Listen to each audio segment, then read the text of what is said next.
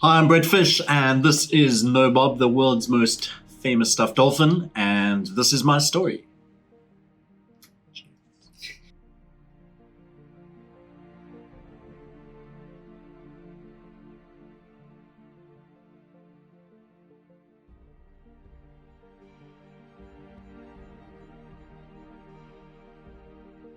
Who am I? I am. That's a good question. Give me a moment. Who am I am somebody that is passionate about loving God and loving people, and trying to find a church that lives out what it says it believes. And so to that end, I do a bunch of stuff. I work with an organization called Heartlines, and we are involved in values-based storytelling. So we get groups of diverse people to sit together and tell stories and hopefully build bridges around areas such as race. We have programs on values and money. We have a new program called Fathers Matter, in which we look at parenting and being a good dad. And then I do various things with nonprofits. I work with an organization called Bottom Up, where we go into schools in the greater Grassy Park area, and we do some critical thinking with the students. So at the moment, we are working with a project called Speak Up, where we are encouraging young people to do speeches, public speaking, based on an issue that is relevant in their community. So the group that I'm working with are looking at racism in their community, and we are hopefully helping them to present a speech that's happening this coming week, actually. And then I work with another organization called Partners for Possibility. So this year I'm partnered up with the headmaster of Lavender Hill High School. And the two of us are on a journey of learning and working together and building relationship. And the hope is that it's going to rub off on the school in a variety of ways. So we've already done some storytelling with the staff there. And we're looking at building relations and helping make the school become a better school. And then I do a bunch of writing and blogging, and I have a podcast, and generally use social media in whatever spaces I find myself to challenge people to live better, to kind of live like Jesus did in terms of loving people, in terms of reaching out to the marginalized, those pushed to the edges of society, and just generally trying to be better people.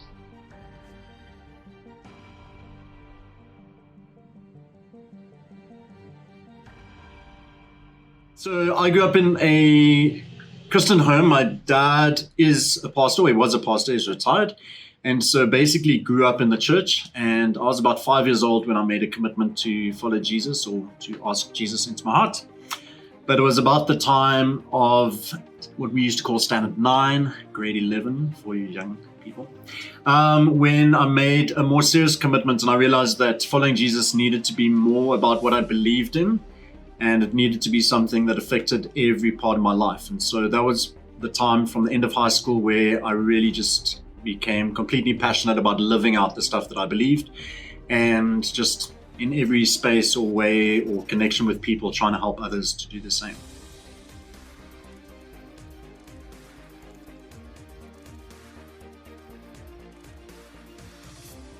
What advice would I give to myself? If I was to give my younger self some advice, it would be, definitely, 100%. If I was to give my younger self some advice, it would be to discover the centrality of justice in the Bible. And so I worked as a youth leader for many, many years, and we spent a lot of time trying to tell young people, or trying to help young people to not have sex and to not get drunk or do drugs. And I was super passionate and gave 100% and really committed.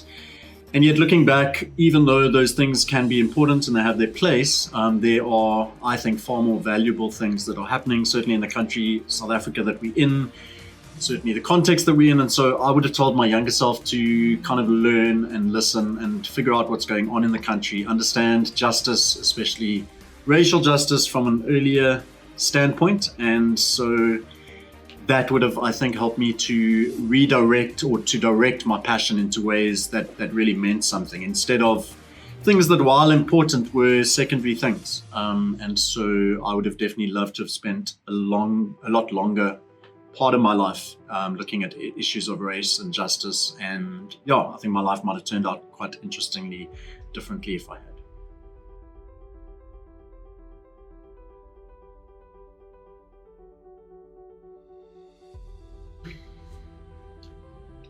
I think when you live anything out passionately, then there are going to be people that don't do that. And so a lot of people might feel judged by you, or a lot of people might judge you. And Christianity is something that has gotten a very bad name because of so many Christians doing it badly, and even so many Christians trying to do it well, but getting it wrong, which has been me on many occasions. And so I think, what was the question? Challenges? Difficulties, sorry.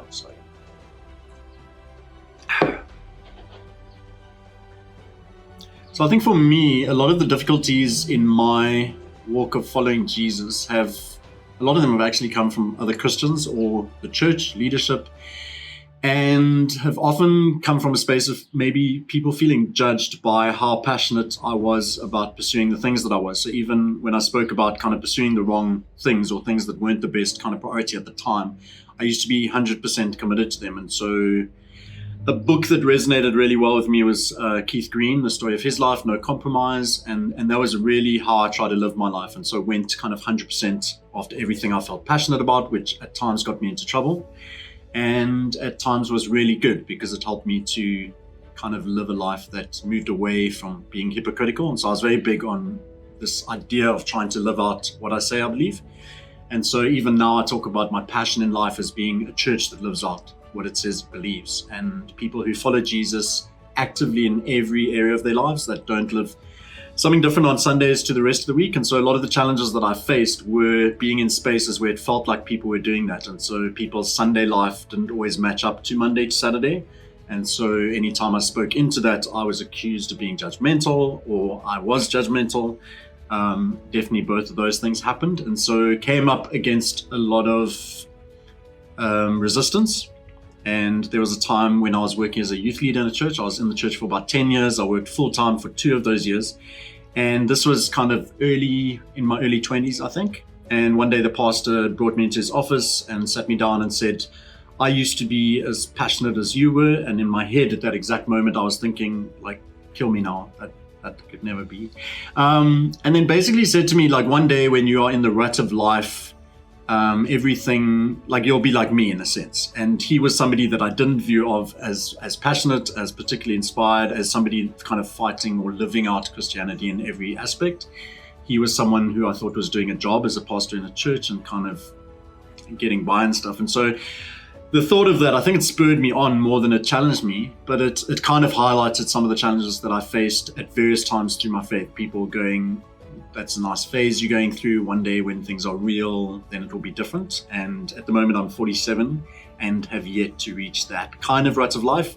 And some of it is made easier, I think, through some of the decisions and choices I've made. So I have quite a freelance type of life. I'm not sitting in a 9-to-5 job. I don't have kids. And so there are certain areas where life can be a lot more challenging when you have those things. And so that's definitely played a part of it.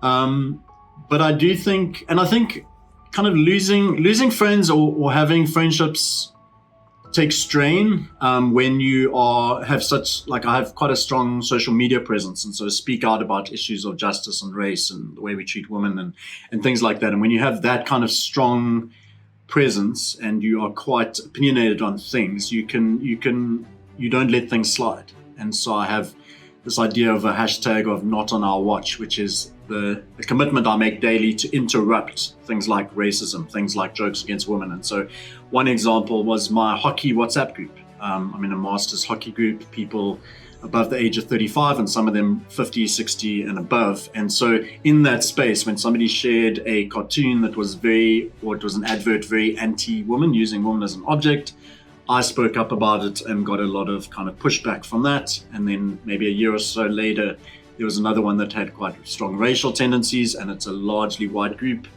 And so I spoke up against that and again got lots of pushback. So when you are passionate about things and are committed to speaking up about them, you get a lot of pushback. And for me online, I'm not super respectful of people. So I have at times challenged kind of pastors, heads of denominations, people running church groups. And again, that doesn't go well. And then often you get their followers or congregants or whatever climbing in as well. And so you develop the kind of reputation sometimes. I think when I returned from America, where I'd lived for 3 years, and that was kind of when my justice journey took off a lot. I would say I was conscientized to understand a lot more about race in South Africa, how it worked, how it played out in the church, and so I started speaking more into those things.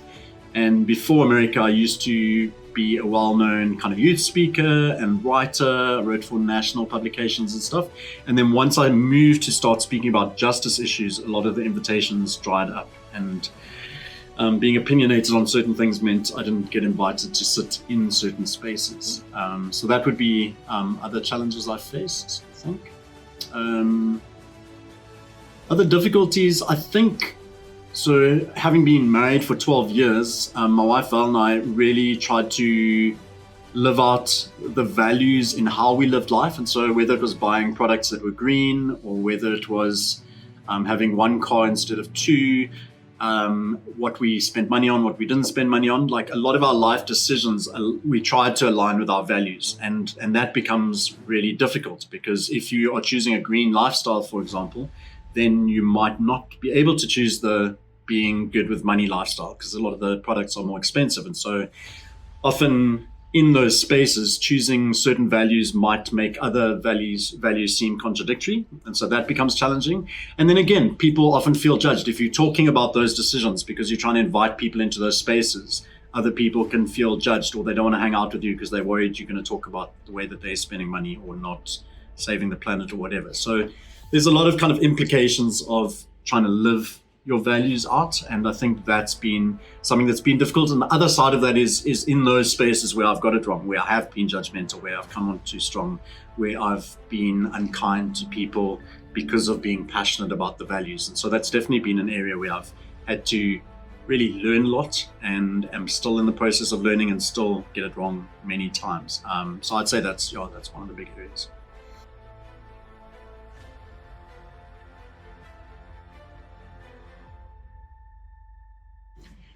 One of the most impactful points on my journey, I think, was when I read the book No Compromise. And I mentioned it earlier. There was a musician in the States called Keith Green. And what struck me about that story was that he was somebody that was absolutely passionate about whatever he thought was truth, or whatever was working. And so when he did drugs, like, he full on went out for drugs. When he did rock and roll, he full out went for it. And so there was a moment where he was converted to Christianity, and he went for it so hectically that he alienated everyone around him. He would just tell people they're going to hell, or he'd tell people they had to stop smoking, or whatever. And he learned along the way, to some extent, this thing of nuance, and this thing of kindness and love. And I never want to let go of kind of the hecticness of pursuing passion, because I think if you look at Jesus, there's the times when he throws tables over in the temple. There's the times when he calls his best friend Satan. There's the times when he takes on the religious leaders. There's a lot of example in the life of Jesus that things can be uncomfortable and can be, I wouldn't use the word violent, but disruptive, I think, is a better word. And so I feel like there's a disruption that I bring to certain things, where I challenge ideas, I challenge people's comfortability in spaces, and I think that brings benefit. And maybe just, if I can add another thing alongside that, what I've found in social media spaces, for example, I've got a friend, Jackie Took, who comes along on many of the posts that I do, and she brings a gentle kind of side where she'll say exactly the same message that I'm saying, but she'll bring it from a kinder point of view. And often that can bring people into the conversation. Often the disruption I bring, I think, is needed to shake people up and to get them open to something that she brings. And so it's really important to learn who to ally with, who to do the work with, and to build up people around you that can really help you in your journey. But I found that super helpful as well.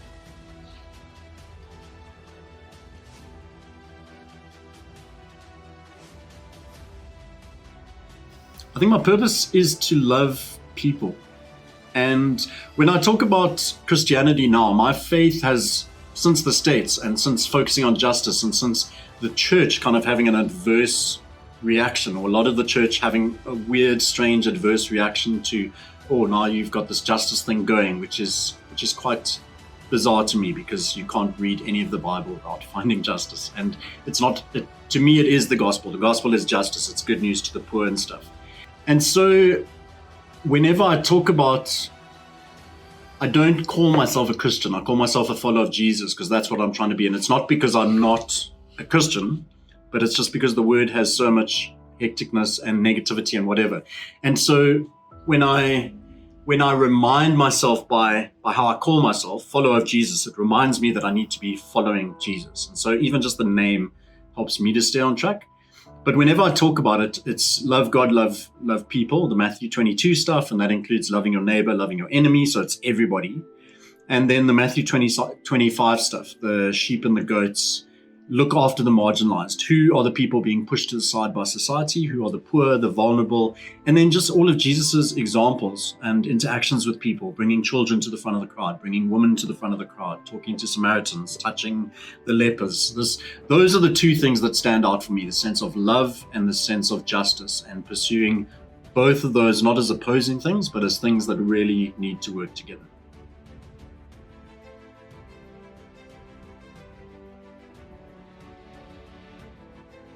My role models, I think I have a variety of them. I've been very hesitant in life to, not in a sense have role models, but I've been very hesitant to put people on pedestals, and I've seen that happen so badly in the church. And so many churches, the pastors in that space.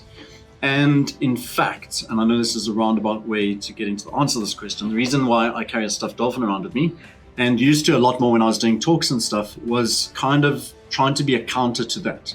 So I remember when I spoke at Baptist Summer Camp, there were 1,000 young people, and I had, at the time, I probably had purple hair or some weird, crazy colored hair, and I had the stuffed dolphin. And part of the intention of that was to break this notion that the guy on stage is the man of power for the hour, the man of God and the voice of authority. And so the hope was that if people walked away from that space, if they'd been touched, then hopefully it would be God, and they wouldn't be going, oh, it was that weird guy with the hair and the dolphin. And so that was very intentional in terms of shying away from ever letting any people replace Jesus. Like, my role model is Jesus, and there could be an exclamation point there. There are other people that I learn from. There are other people that I've learned a lot from, but I'm very careful about ever pedestaling those people. And so locally, somebody like Craig Stewart, who heads up the warehouse, is somebody that I've got a lot of respect for. He has been in a lot of those difficult conversations and doing them a lot more humbly and gently than I do. And so he often finds a nicer way of engaging than I do. And so I've learned a lot from him. My good friend Machlatsi Mashua is somebody else who also goes into quite hectic spaces and just brings a deep calm and a presence. And he feels like one of the most knowledgeable people I know. He spends a lot of time studying and working in theology, and he's in all these spaces, the cricket spaces and the justice spaces and church spaces, and just seeing him juggle all those things, but at the same time be an amazing husband and an amazing parent to 3 beautiful girls. Definitely have him there. And I love that he's my birthday twin, and so we get to go up Table Mountain on our birthday for free together every year. And then, like, in a wider space, I think someone like Matt Redman, who years ago I met when I was a DJ for CCFM. And again, like, worship leaders are quite strange people to me, because there's this sense of a lot of attention being on you. And the strength of a worship leader, I think, is how you deflect that onto God without being this fake kind of, oh, it's not me, it's God deflection that a lot of people try to do, which often comes across in the wrong way. But I got to interview Matt Redman live on CCFM back in the days when it was still being done in like a garage or whatever. And I was this little punk DJ kid, and I asked him all these stupid questions, like, if you were a vegetable, what vegetable would you be? And what struck me about Matt, and I think we had either half an hour or an hour, was no matter the stupid questions that I threw at him, like, he only wanted to speak about Jesus. Like, he deflected to Jesus, and it wasn't something that was put on. And so he feels like one of the most genuine kind of people in the worship space and in the Christian space that I've met. The story of the Heart of Worship, how as a church they stopped doing worship, like sung worship for 3 months or 6 months, just because they wanted to rediscover what worship was about, is legendary. And then another story, I did a DTS with YWAM in Holland and went back to do Soul Survivor in Holland. And Matt Redman was one of the worship leaders alongside a Dutch worship leader. And I just remember one set where the Dutch worship leader was leading worship and Matt was playing, and he kind of walked off to the side of the stage, and there were these giant speakers. There was probably a few thousand people there. And he sat on the edge of the stage with his legs over the side of the stage, and he played the guitar, but totally out of the way, totally to the side, totally not stealing the focus as maybe one of the premier worship leaders in the world. Everything was about letting the Dutch guy lead and being about God, and he just got on with the business. And so people like that are really about Jesus and about not seeking attention and stuff, like those are the kind of people that are role models for me. I think of another pastor, Craig Duvall, who during Justice Conference, he served cleaning the toilets. He ran the crew that cleaned the toilets and kind of asked for that kind of thing. And Craig is someone I've known for many years as well. And just a humble guy that just wants to serve God. And so those are some of the people. And I realized that, speaking a lot, but I need to add some women in, because I've got a range of role models of all races and all genders, and I think that's so important as well. So someone that comes to mind is Sakani, who is a pastor in Khayelitsha, and many of us have done this thing called LUT, Leadership in Urban Transformation, and she's been a speaker on that. And she is somebody who just has amazing humility. She has a congregation that has just faced so much stuff. She's faced so much personal turmoil and trial, and yet she's somebody that just kind of dazzles, or just has this kind of glory of God just hanging around her. You spend time with her, there's such humility, there's such a focus on Jesus, and there's so much reason to kind of have walked away and to be bitter and be holding on to all these negative things, and yet she's such a gentle but yet such a powerful presence. And so she's somebody that I just respect and admire and have so much time for, and there are many. So just adding to what difficulties you faced as a Christian, I was working in a church as a youth pastor, and the pastor of the church publicly accused me of fraud. And so if you want a story about difficulties, that's quite an awkward thing. It was a time when I was running a festival, a Christian music festival, and everything was above board. There were a board of people in the church denomination that I'd been reporting to, and so it was very, very easy to kind of prove. It wasn't like there was any kind of question. Everything was proven straight away. Everything was above board. We had the books and everything was fine. But just kind of touching on that area of how things can be difficult in those spaces. You're in a space that's meant to be about following Jesus and love and all that, and then suddenly publicly amongst a whole bunch of people that you know and love and care about, somebody in authority is accusing you of doing some of those things. And so that was a challenging moment for me. And I think there was another one when I was in America, and I worked with an organization for 18 months, and then it had disappointed me in terms of not being exactly as I thought it was going to be. And so it took a lot of time for me afterwards to kind of reconcile that. And so I had to unfollow them on social media, because every time they popped up, I'd get really angry. And I think anyone that's spent any time in the church or any long time in the church will have stories like that, where you get burnt, you get used, you get hurt or whatever. And it's so important in those times to be able to, like, that healing process. How do you move past that even if they have wronged you, even if it's totally on them, and usually it's going to be maybe a little bit on both sides, but how do you not let that stuff kind of tear you down? How do you not walk away from church completely? And I think for me, one of the big factors is that I know the church is messy and messed up and broken and all that kind of thing. But church is Jesus's idea. And so that's the thing that keeps me there. Even if we've never found a perfect version of it, the church, in terms of the people of God doing the stuff of God, that is Jesus's idea. And so that is what keeps me saying, okay, I'm going to keep on being church, doing church. Does that look like going to a place on a Sunday and doing all the things? Who knows? But church is God's idea, so I'm not going to walk away from that.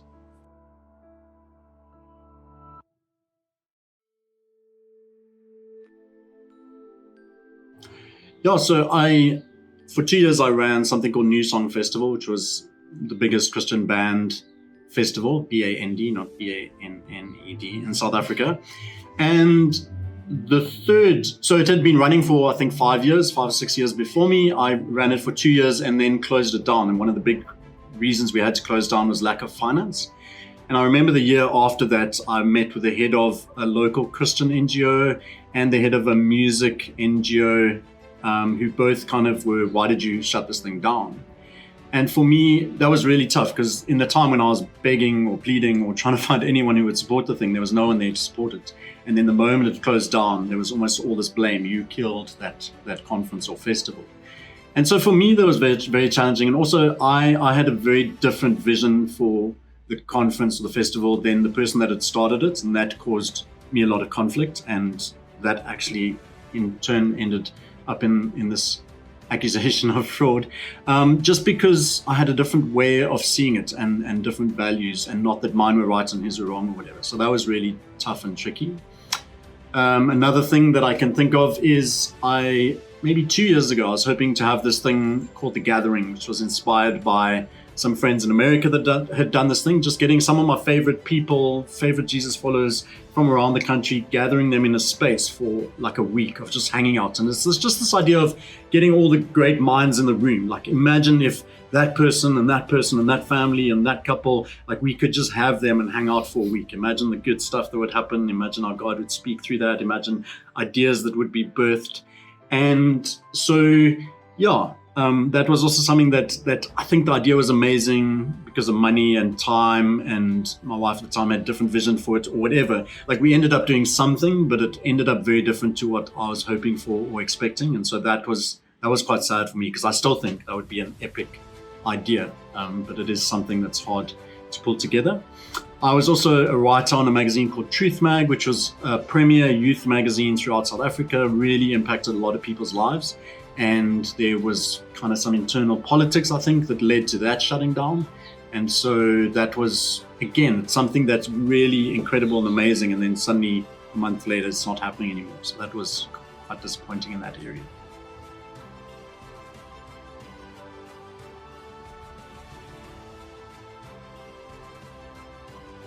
I think for me, in terms of trusting God, the thing that has gone the most right is people. When I think of how I'm doing in life, if the answer is ever good or great or amazing, it's usually because of the community of people around me. And I'm somebody that has quite a big capacity for love and quite a big capacity for people. And so on social media, as I said, I spend a lot of time there, but through that, I've got a lot of friends. I've got a lot of real life friends. I've got a lot of virtual friends. At the moment, I'm spending a lot of time on the Twitterer and have a community there of people that are incredible, that feel like real life friends. And I've never met like a whole bunch of them. But in terms of God stuff, like, I feel like the best people in my life, the ones that are strongest, most committed, have my back the most, are Christians, are people that follow Jesus, are people that typically have a heart for justice. And so following Jesus, like, has been this thing where I look left and right and see who's following with me, and I go, that's a good thing. That's been really good. In the last 7 years, my faith has felt really weak. It's kind of like hanging on by a thread, and the thread is always Jesus. Church can be confusing. Some of the stuff in the Bible is confusing when you look at some of the conversations that are happening in the world, and I'm a lot less sure about some of the stuff that I would have been adamantly sure about in the past, but I've never doubted Jesus. And so there's the sense of Jesus, who he was, how he lived, what he said. That is the anchor in my life. And so when I talk about the good things that I have from Christianity, it's that every day when I'm making decisions, how am I going to live today? How am I going to treat people on social media? What do I care about? How do I spend my money? All of that stuff is always just naturally filtered through Jesus. Jesus has been the constant in my life, no matter how good or how bad things have gotten. And so I would say Jesus and people. And I always talk about the currency of heaven is people. Like, there's nothing we can take with us when we die, whatever heaven looks like, however it looks. But there are other people, there's community. And so that's the biggest thing worth investing in, because everything else is just rubbish.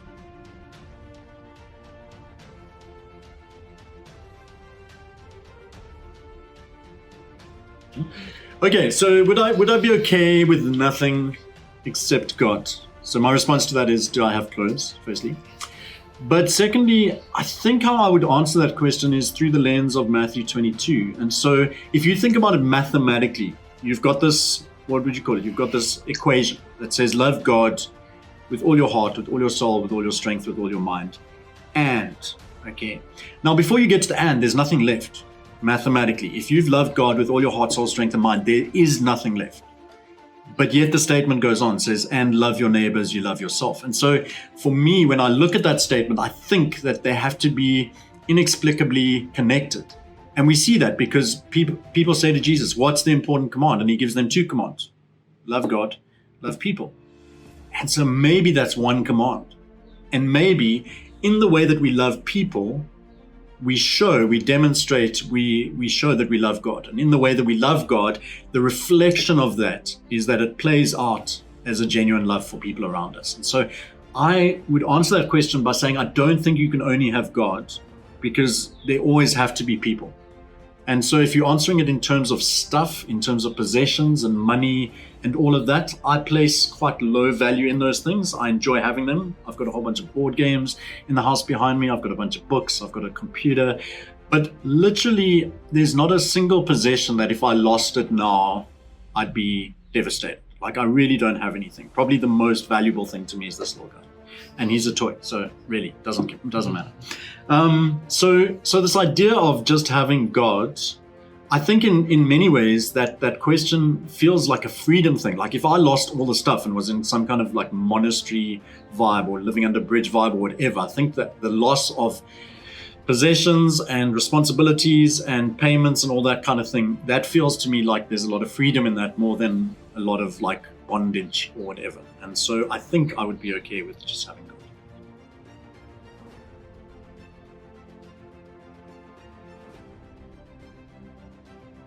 Live out what you say you believe. That is the only message I ever want to give to the church. And what you're called to believe is love God with everything, love your neighbor and your enemy, and then look after the marginalized. You cannot love God and think that justice is something that is a bonus for Christians. Like, you cannot love your neighbor and then be okay with the police who at the moment are uprooting homeless people around the city. You can't love God and think, yeah, that's fine. You can't love God and be okay when racism is happening, when an uncle in the family WhatsApp group shares a joke that's inappropriate, that's hurting people, that is making people doubt their identity. You can't be loving God when women are being interrupted in a business meeting or having their stuff explained again by mail or whatever it is. Like, anytime there's injustice, then you don't have God. So just do the stuff that you're meant to do. Just do the stuff that you say you believe. That is literally all I want to tell you. I'm Brett Fish, and that was my story.